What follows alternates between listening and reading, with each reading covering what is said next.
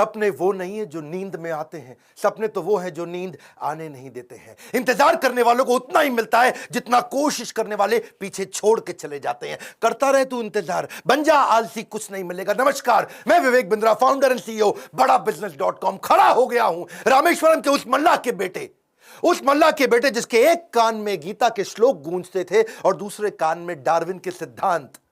नाव पे तीर्थ यात्रियों को रामेश्वरम के मंदिर लेके जाया करते थे, और जब तीर्थयात्री रामेश्वरम मंदिर की परिक्रमा करते थे उतनी देर बैठ के ये फिजिक्स के सिद्धांत पढ़ा करते थे। बिखरी जुल्फों वाले सिर्फ मेरे या आपके नहीं बल्कि पूरे देश के चहेते डॉक्टर एपीजे अब्दुल कलाम की आज बात करेंगे। एपीजे, ए मतलब अबुल उनके परदादा, पी मतलब पाकिर उनके दादा, जे मतलब जैनुल अब्दीन उनके पिताजी, और अब्दुल कलाम वो उनका खुद का नाम। 11वें राष्ट्रपति, 2002 से 2007 जनवादी राष्ट्रपति, पीपल्स प्रेसिडेंट। एक बार की बात है, कॉन्फ्रेंस में एक अंग्रेज ने पूछा कि अब्दुल कलाम कौन है, एक वाक्य में बताइए। तो वहां बैठे एक बच्चे ने जवाब दिया, he is simple Indian who is inexplicable, यानी कि जिसको एक्सप्लेन ही नहीं कर सकते even with the best of the objectives. यानी कि एडजेक्टिव क्या होता है, वो जो नाउन को समझाता हो।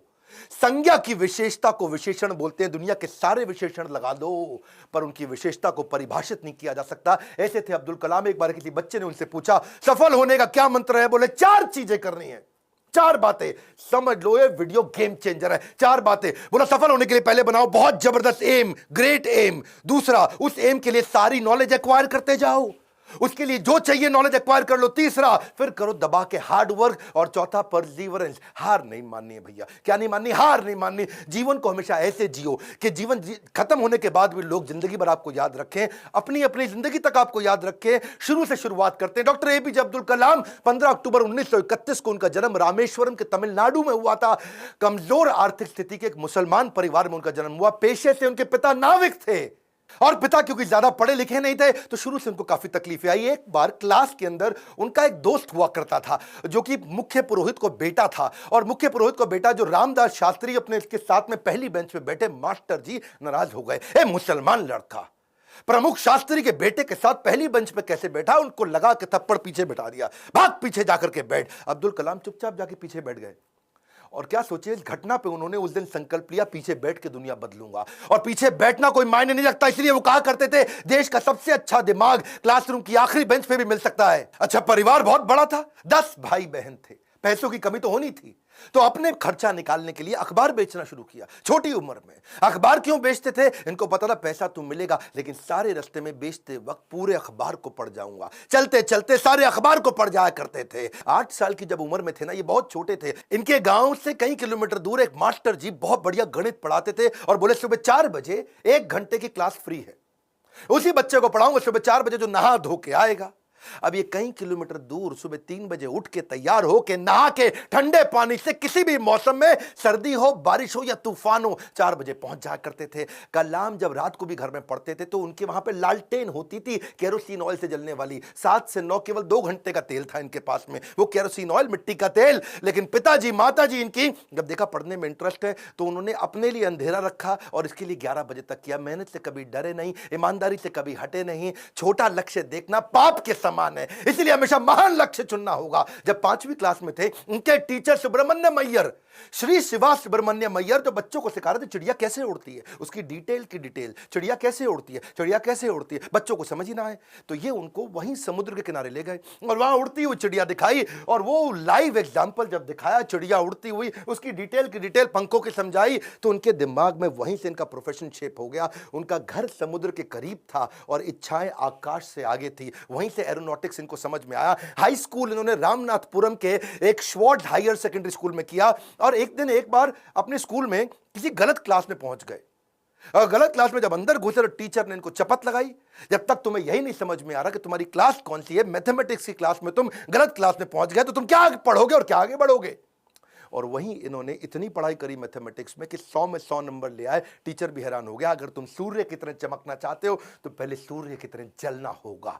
बचपन से ही आसमान में उड़ने की इच्छा थी, इसीलिए इन्होंने मद्रास के हाईएस्ट कॉलेज, देश का सबसे अच्छा कॉलेज था MIT, Madras institute of technology, वहां एरोनॉटिकल इंजीनियरिंग में दाखिला लिया। बहन ने काफी पैसा अपना सोना गहना गिरवी रख करके इनको 1000 रुपए दिया। कॉलेज में अब एरोनॉटिक्स था तो विमान के डिजाइन बनाने थे, प्रोजेक्ट मिला, अब विमान के डिजाइन बनाने में लग गए और डिजाइन जो बनाया और टीचर को दिखाया, टीचर को पसंद नहीं आया और टीचर ने कहा अगर तुम एक अच्छा डिजाइन नहीं बना सके ना अब्दुल कलाम तो तुम्हारी स्कॉलरशिप छिन जाएगी, स्कॉलरशिप छिन जाएगी, स्कॉलरशिप छिन जाएगी। इनका दिमाग चकरा गया। टीचर की ये बात सुन के पांव के नीचे जमीन खिसक गई। 1000 रुपए बहन ने गिरवी रखे, मुझे गहने अपने दिए थे और इन्होंने टीचर से कहा मुझको 1 महीना दे दो, बहुत बढ़िया डिजाइन दूंगा। टीचर ने कहा कोई 1 महीना नहीं, 3 दिन मिलेंगे, 3 दिन।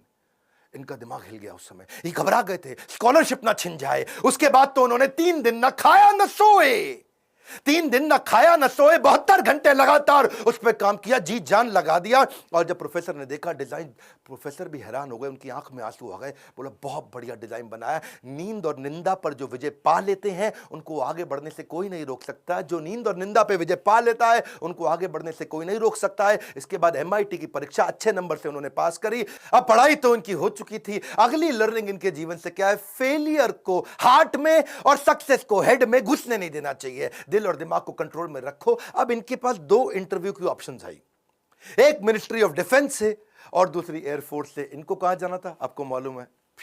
एयरफोर्स में। और जो डिफेंस का था वो दिल्ली में था और एयरफोर्स था देहरादून में। तो दिल्ली होते हुए देहरादून जा रहे थे और वापसी पे इनको दिल्ली आना था।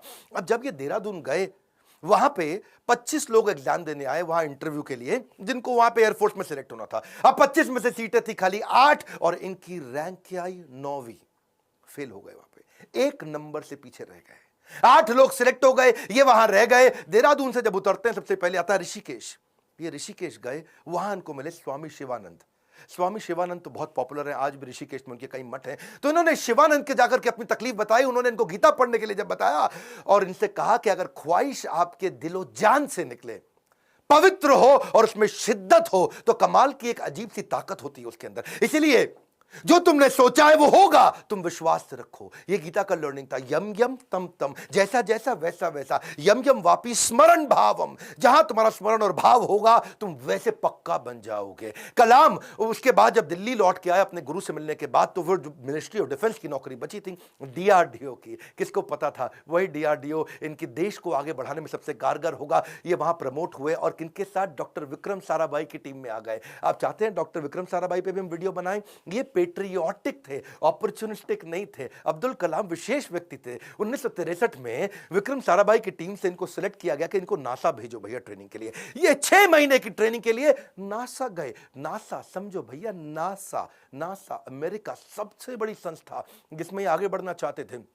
नासा इनको देख के चौंक गया, बोला यार लड़का बहुत जबरदस्त है। और इनको क्या बोला? भाई तू बहुत चैंपियन है, मेरी बात सुन, तुझको दे रहे अमेरिकन सिटीजनशिप, यहीं रह जा, तनख्वाह देंगे इंडिया के 5 गुना ज्यादा, अमेरिकन सिटीजनशिप, यहीं किसी गोरी से शादी कर, ओए होए जिंदगी में आराम ही आराम। अपनी ऑटोबायोग्राफी आत्मकथा में इन्होंने बताया कि एक बार के लिए इनके मन में भी विचार आया कि क्या मैं यहां रुकूं या नहीं रुकूं। वो बहुत चुनाव करना कठिन था कि आदर्शों की ओर चला जाए या माला माल होने के अवसर को गले लगाया जाए, या पैसों और करियर के लिए इन्होंने सोचा विदेश नहीं जाएंगे, देश सेवा के इस अवसर को नहीं गवाएंगे। लौट के देश आ गए। डिफिकल्टीज हमेशा आपकी सफलता के रास्ते में आएंगी। अगली कहानी काफी डिफिकल्टीज आई जब इन्होंने शुरुआती टीम साइंटिस्ट की इसरो में ज्वाइन करी। वो क्या कहते हैं, देखो लर्निंग समझना, इन्होंने हमेशा डिफरेंशिएट किया। रियल प्रॉब्लम अलग है, इनकन्वीनियंस अलग है। प्रॉब्लम और इनकन्वीनियंस अलग अलग चीजें होती हैं।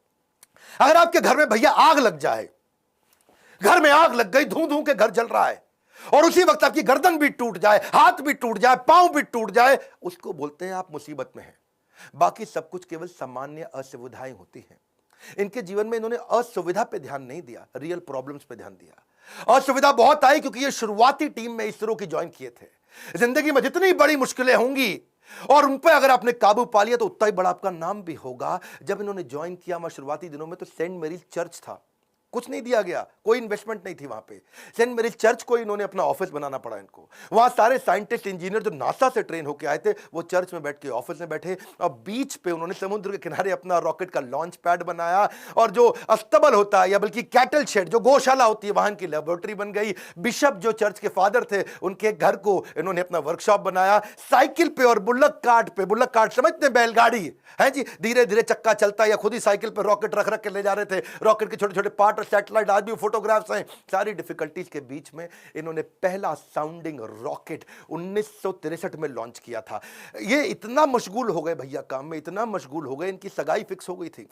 उस समय ये 32 साल की उम्र थी, इनकी सगाई फिक्स हो गई, ये काम में लगे रहे, भैया रॉकेट जाएगा, रॉकेट जाएगा, देश का पहला रॉकेट जाएगा। ये सगाई पे जाना भूल गए लोग बेचारे, वहां मंडप पे इंतजार करते रहे। मंडप तो नहीं, रिंग सेरेमनी थी, वहां इंतजार ही करते रह गए। अरे अब्दुल कलाम आएगा, अब्दुल कलाम रॉकेट बनाने में लगे थे देश के लिए। जीवन में कठिन दौर से गुजरते वक्त ये मत सोचिए कि ये जिंदगी में कठिनाइयां हमेशा रहेंगी। ये कठिनाइयां आई हैं और चली जाई हैं, चली जाएंगी। इन्होंने गीता हाथ में पकड़ ली थी, इनको इनके गुरु ने दिया था, और गीता में क्या बताया, आगाम पाई नो, कठिनाइयां आएंगी और चली जाएंगी। 1969 में इसरो के डायरेक्टर की जब इनको कमान दी गई तो उन्होंने सोचा कि क्यों नहीं SLV-3। SLV-3 क्या होता है? ये एक होता है सैटेलाइट लॉन्च व्हीकल, यानी कि कभी सैटेलाइट को भेजते हैं तो उसका एक लॉन्च व्हीकल चाहिए होता है।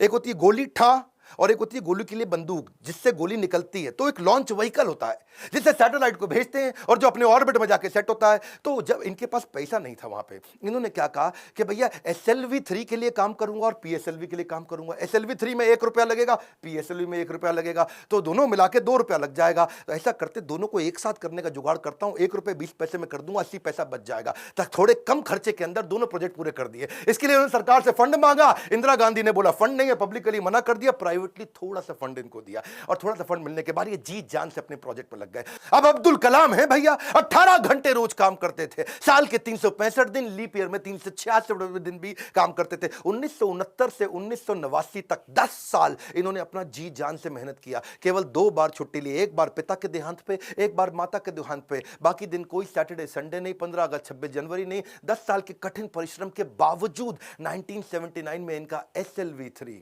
सैटेलाइट लॉन्च व्हीकल फेल हो गया।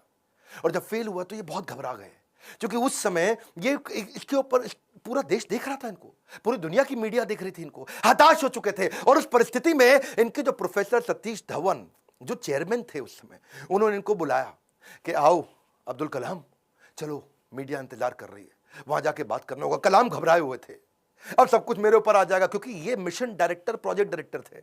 As a mission director, project director, इनके फेलियर पे पूरी दुनिया देख रही थी। और जब सतीश धवन ने इनको बुलाया तो ये और घबरा गए, अब मीडिया को क्या जवाब दूंगा। मीडिया ने कहा करोड़ों रुपया तुमने देश का लगा के बर्बाद कर दिया, तुम्हारे को क्या अधिकार था। और वहीं प्रोफेसर सतीश धवन ने माइक ले लिया और माइक लेकर के क्या बोला, ये टीम बहुत जबरदस्त है, पहली बार किया है, फेल हुए हैं, 1 साल के अंदर यही टीम दोबारा इसी SLV-3 को लॉन्च करेगी। और दुगनी ऊर्जा भर दी टीम के अंदर। सारे फेलियर को, अब्दुल कलाम के फेलियर को उन्होंने अपने ऊपर ले लिया। ये देख करके अब्दुल कलाम हैरान हो गए। 1 साल दोबारा जी जान से मेहनत करी, इंटेलिजेंस आ चुकी थी, और इस बार SLV-3 जब सफल हो गया तो उसके बाद फिर अब दोबारा प्रोफेसर धवन ने माइक इस दफा कलाम जी के हाथ में दे दिया। बोला अब तुम सफल हो गए हो, अब जवाब तुम दोगे। अब्दुल कलाम हैरान हो गए, बोले this is called leadership. How to handle success ये सबको आता है, हाउ टू हैंडल फेलियर ये प्रोफेसर धवन ने सिखाया कि जब मैं सफल होऊंगा तो टीम को क्रेडिट दे दूंगा, और जब विफल होऊंगा तो सारा का सारा फेलियर अपने ऊपर ले लूंगा। इस बात से प्रभावित आगे चल के इंदिरा गांधी भी हो गई, और देखा क्या उन्होंने कि ये दोनों ने बहुत जबरदस्त काम किया। उन्होंने प्रोफेसर धवन को बोला मैं अब्दुल कलाम से मिलना चाहती हूं, इन्होंने अब्दुल कलाम को बोला आ जाओ भैया, इंदिरा गांधी मिलना चाहती हैं। वो बोले भाई मेरे पास तो कपड़े नहीं, मैं चप्पल में फटी हुई घूम रहा हूं, मैं कैसे अब उनके आकर के मिलूंगा। तो उन्होंने कहा कि भाई कलाम तुम पहले से ही सफलता का सूट पहने हुए हो, कलाम तुमने पहले से ही सफलता का सूट पहना है, कपड़ों का सूट नहीं चाहिए। और उन्होंने जाकर के वहां जब इंदिरा गांधी से मिले, बड़ी प्रभावित थी। उन्होंने कहा कि अब तुम्हारे को डिफेंस में और काम करना पड़ेगा। इस समय चाइना भी, पाकिस्तानी भी, आजू बाजू सब लोग मिसाइल की तैयारियां कर रहे हैं, तुम मिसाइल बनाओ हमारे देश के लिए। और उसी समय अटल बिहारी वाजपेयी से भी उनकी पहली मुलाकात हुई।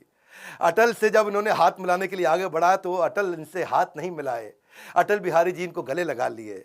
इंदिरा गांधी मुस्कुराई, बोलिए ध्यान रखना अटल बिहारी जी ये मुसलमान है। अटल बिहारी बोले ये मुसलमान बाद में हैं, पहले हमारे देश के नागरिक हैं और हमारे देश के महान साइंटिस्ट हैं। अब्दुल कलाम उनको देख के बहुत मुस्कुराए। सफलता पे सफलता मिल रही थी, उसका उन्हें इनाम भी मिल रहा था। 1981 में पद्म भूषण अवार्ड दिया, 82 में DRDO का डायरेक्टर बना दिया। डिफेंस की ऑर्गेनाइजेशन DRDO उसके मुख्य पद पे आ चुके थे, पर मन से वो खुश नहीं थे, मन से खुश नहीं थे, क्योंकि जानते थे कि चाइना और पाकिस्तान मिसाइल पे मिसाइल बना रहा है और उन्हें देश की सुरक्षा खतरे में नजर आ रही थी। उस दौरान कमाल की बात देखो, अजीबो गरीब इमेजिनेटिव व्यक्ति थे अब्दुल कलाम जी। उन्होंने महाभारत को पढ़ना शुरू किया और महाभारत में बर्बरीक की कहानी सामने आई, उससे बड़े इंस्पायर्ड हुए। बर्बरीक की कहानी अलग से ही थी। बर्बरीक कहते हैं कि उनके पास 3 तीर है और 3 तीर से वो क्या करेंगे, पहले तीर में सबको प्रोटेक्ट कर लेंगे, भाई किस किस को प्रोटेक्ट करना है, दूसरे में किस किस को अटैक करना है। मेरी बात समझना, पहले 2 तीर में क्या करेंगे, किसको अटैक करना है उन सबको डिसाइड कर लेंगे, उसके बाजू में किस किस को, सबको थोड़ी पूरा का पूरा शहर उड़ा दें भाई। जिसको प्रोटेक्ट करना है उसको सिलेक्ट कर लिया, जिसको अटैक करना है उसको सिलेक्ट कर दिया, तीसरे तीर में गेम ओवर, खत्म कर दिया। तो उनके पास 3 तीर थे। वहां सोचे यार ये तीर किसको प्रोटेक्ट किसको अटैक कैसे जाना है, किधर किधर जाना है, बड़े गाइडेड तीर है।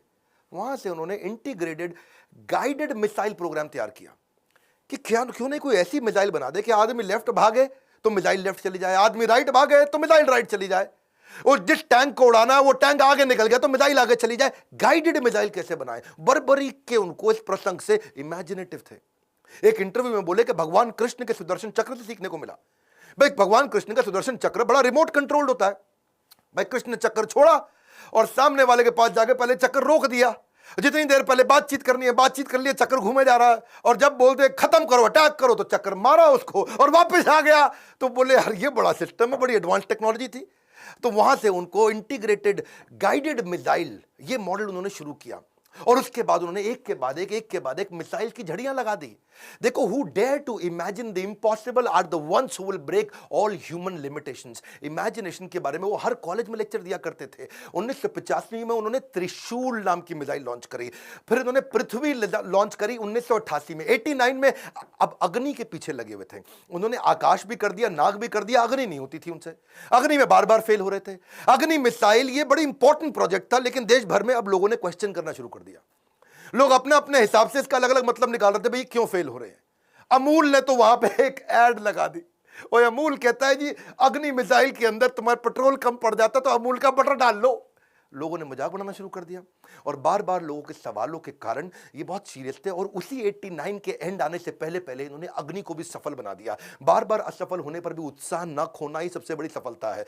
बाकी सारे शक्तिशाली देशों को वो देख रहे थे, वो मिसाइल लॉन्च कर रहे थे, दूसरे महाद्वीप पे कैसे अटैक कर सके, इंडिया से मिसाइल छोड़े यूरोप तक पहुंच सके, अमेरिका तक पहुंच सके, दूसरे महाद्वीप तक पहुंच सके। सब लोगों ने बड़ी तैयारी करी। इन्होंने 89 में अग्नि को जब लॉन्च किया तो रशिया, यूएस, चाइना, फ्रांस और यूके के बाद भारत छठा देश था जिसने इतने पावरफुल मिसाइल्स बनाए। मेरी बात समझिए, दुनिया भर के 250 देशों को पीछे करके अब्दुल कलाम थे जिन्होंने भारत को छठे रैंक पर लाके खड़ा किया।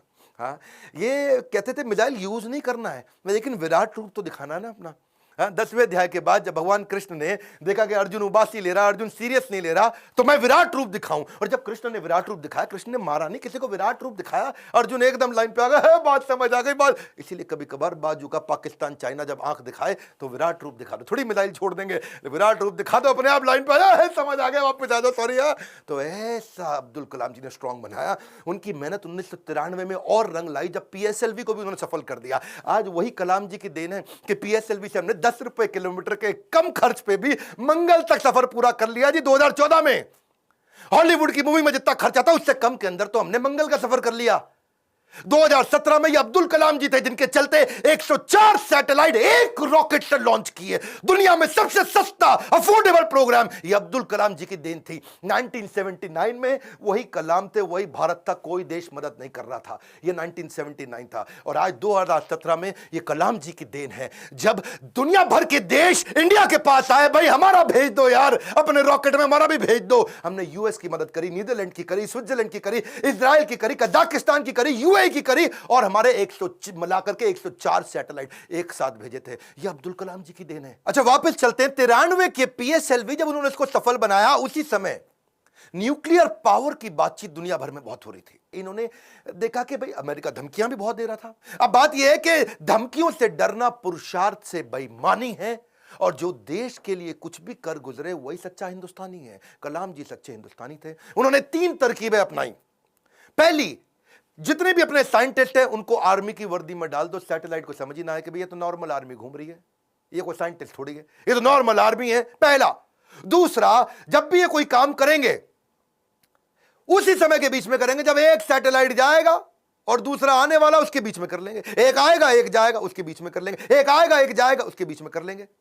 तो ये उतने ही टाइम में तैयारी करते थे। और तीसरा, काम खत्म होने के बाद जमीन को एकदम साफ सुथरा ऐसे सेट करते थे, जब सैटेलाइट आएगा पता ही नहीं चलता कुछ हुआ यहाँ पे, ओए आर्मी वाले आराम से घूम रहे हैं। अमेरिका को पता नहीं लगने दिया। 1992 से 97 लगातार उन्होंने काफी काम किए। आसपास के गांव और अन्य लोगों को कभी नहीं पता चला कि यहां हुआ क्या है, और यही मेहनत उनकी रंग लाई। 1998 में भारत ने ऑपरेशन शक्ति के नाम से परमाणु परीक्षण कर दिया, चुपचाप कर दिया। आज इन्हीं प्रयासों से भारत परमाणु समृद्ध बन पाया है। 5 देश थे उस समय में, फ्रांस था, यूएस था, रशिया, यूके और चाइना। ये 5 देश थे। हमें किसी से दिक्कत नहीं थी, हमें चाइना से दिक्कत थी, क्योंकि चाइना चुपचाप उस समय पाकिस्तान को भी परमाणु शक्ति दे रहा था। वो तो आपको पता ही है जी, है वो तो उसका नाजायज, मैं ज्यादा नहीं बोलूंगा। तो उसके चक्कर में, पाकिस्तान और चाइना के चक्कर में यहां इंडिया ने काम पूरा कर दिया। उनके लगातार प्रयासों के चलते 1997 के अंदर उनको भारत रत्न दिया गया। 41 साल तक उन्होंने भारत की सेवा करी। 1999 में वो रिटायर हुए। उन दिनों वाजपेयी जी एक्शन में चल रहे थे इधर, यहां ये रिटायर हुए, वाजपेयी जी एक्शन में। उन्होंने फोन मिला दिया, ओ हाँ भी कलाम जी, बात सुनो यार, अपना मंत्रिमंडल हम बना रहे हैं, तुम्हारे को हम मिनिस्ट्री देना चाहते हैं, आ जाओ यार। तुम बुद्धिमान आदमी हो, विजनरी लीडर थे। वाजपेयी जी अपने आप में विजनरी थे। बोले अब्दुल कलाम को लूंगा तो बहुत अच्छा रहेगा, माइनॉरिटी भी हमारे साथ जुड़ेगी, बुद्धिमत्ता भी मिलेगी, इंटेलिजेंस भी बिल्ड होगा। अब्दुल कलाम जी को कन्विंस करने में लगे। कलाम जी बोले 1 दिन बाद बताऊंगा जी। 1 दिन बाद कलाम जी ने फोन कर दिया कि जी मैं अस्वीकार करना चाहता हूं, और मिल करके फिर जाके बोला कि मुझको एक नई पीढ़ी तैयार करनी है जो भारत को विश्व गुरु बना सके। एक नई पीढ़ी तैयार करने के लिए मैं कॉलेजेस में पढ़ाना चाहता हूं। अपनी टीचिंग के प्रोफेशन के लिए अन्नामलाई यूनिवर्सिटी तमिलनाडु साउथ वापस चले गए। अगली बार यहां तो सब ठीक हो गया। अब जब राष्ट्रपति बनने का समय आया 2002 में, कई लोगों का नाम आया, बहुत सी चीजें आगे पीछे हुई, और उन्हीं दिनों जब वो नाम आया तो फिर से यहां घंटी बजती रही इनके ऑफिस के अंदर, कलाम जी के। और जब ऑफिस में घंटी बजती रही, किसी को नहीं पता चला, तो किसी ने, इनके वाइस चांसलर ने इनके यूनिवर्सिटी में जाके भाग के कलाम जी को बोला, अरे कलाम जी आपके यहां प्रधानमंत्री जी का फोन आ रहा है बार बार। कलाम जी गए, उन्होंने फोन उठाया, तो नमस्कार, बातचीत शुरू हुई। तो वाजपेयी जी ने कहा, देखिए एक रिक्वेस्ट करूंगा, अब मना नहीं करना, पिछली बार आपने मना किया था, अब नहीं करना। तो कलाम जी ने पूछा, कहिए क्या रिक्वेस्ट है। वाजपेयी जी बोले, हम आपका नाम देश का राष्ट्रपति बनाने के लिए रिकमेंडेशन देना चाहते हैं, आप हाँ कर दीजिए। अब्दुल कलाम जी मुस्कुराए और बोले 1 घंटे का समय दीजिए। 1 घंटे के बाद वो वापस गए, उन्होंने फिर फोन किया और स्वीकार कर लिया। बोला ठीक है, मैं इसके लिए तैयार हूं। अब कलाम जी का राज्य अभिषेक होना था, जैसे भगवान राम का राज्य अभिषेक हुआ 14 साल के वनवास के बाद में। और भगवान राम जब वापस आए और उनका अभिषेक, तो अभिषेक के समय पर उनके भाई ने उनसे पूछा कि आप किस किस को राज्याभिषेक में बुलाना चाहते हैं। तो भगवान ने बोला 14 साल में था नहीं, मेरे यहाँ कोई दोस्त है नहीं, और जो हमारे दोस्त थे उन सबको आप जानते ही हैं, आपने सबको इन्वाइट कर ही लिया होगा। और इतने में भगवान राम ने कहा, हाँ, पर इस वनवास के दौरान मेरा एक दोस्त बना था।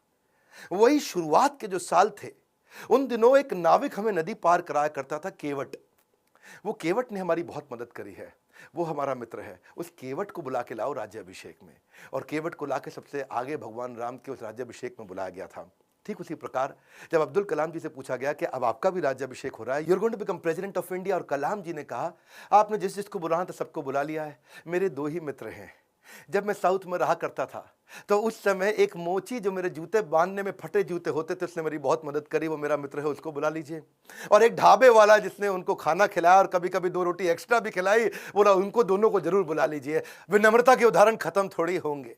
आमतौर पर जब व्यक्ति बड़ा होता है या राष्ट्रपति बन जाता है तो कहीं कहीं ट्रक लेकर के राष्ट्रपति भवन जाता है, और कहीं मल्टीप्लाइड एक्स्ट्रा ट्रक लेकर के बाहर निकलता है। पर अब्दुल कलाम जी केवल एक मात्र ऐसे राष्ट्रपति थे जो 2 सूटकेस से भवन में गए थे, और निकलते वक्त 2 ही सूटकेस लेकर के भवन से वापस आए थे। उनकी कुल संपत्ति में क्या था? कुछ नहीं था। एक रामेश्वरम में उनका पैतृक घर जो उनके पिता ने बनाया था, 2500 उनकी किताबें, एक वीणा जिसको बजाने में उनको बड़ा आनंद आया करता था, वीणा बहुत बजाते थे, एक उनकी कलाई की घड़ी, एक CD प्लेयर जिसमें वो भजन सुना करते थे, एक लैपटॉप था, 6 कमीजें जिनमें 3 तो DRDO की दी थी, 3 उनकी खुद की थी, 4 पेंट थी टोटल, जो 2 DRDO की दी थी, 2 उनकी खुद की थी, 3 सूट थे और 1 जोड़ी जूता। हाँ, लेकिन उनके पास खास बात क्या थी? 40 डॉक्टरेट थी। खुद PhD की पढ़ाई कभी नहीं करी, कोई मेडिकल PhD की पढ़ाई नहीं करी, पर जिस यूनिवर्सिटी जाते थे लोग उन्हें डॉक्टरेट देते थे। लॉ, इंजीनियरिंग, साइंस, कितनी तरह की doctorate, Padma Bhushan, Padma Vibhushan, Bharat Ratna, Veer Savarkar award, Ramanujan award, कई प्रकार के इनको अवार्ड मिले। उनकी एक खास बात मैं जरूर बताना चाहूंगा, हालांकि वो मुसलमान थे लेकिन वेजिटेरियन थे। उनका बड़ा प्रेम था, एनिमल्स आर एंजल्स विद फर। पक्षी जगत पर्यावरण का सूचक होता है। कलाम जी क्या कहते थे? वो पर्यावरण का सूचक है, और अगर वो मुसीबत में है तो समझ लेना कि अब हमारे भी बुरे दिन दूर नहीं है। एक बार उनको जो डीआरडीओ की उनकी दीवार हुआ करती थी ना बाउंड्री की, तो उनको बोला गया सिक्योरिटी के लिए कांच वांच लगा दो। बोला बिल्कुल नहीं, ये बर्ड्स के लिए बड़ा हार्मफुल हो सकता है। उन्होंने मना कर दिया। और जिस समय वो प्रेसिडेंट बने थे, बाद में जब वो राष्ट्रपति भवन के अंदर मुगल गार्डन में जब वॉक किया करते थे ना, तो वो एक मोर को देखा जो ना मुंह खोल पा रहा ना बंद कर पा रहा है। स्पेशली उन्होंने वेटनरी डॉक्टर को बुला के देखा, तो देखा मोर के गले में ट्यूमर है, ना मुंह खोल पा रहा है ना मोर मुंह बंद कर पा रहा है। उन्होंने इसका इलाज कराया। एक लीडर की महानता का इसी बात से पता चलता है कि वो किन लोगों की मदद कर रहा है जो बदले में उन्हें कुछ नहीं दे सकते।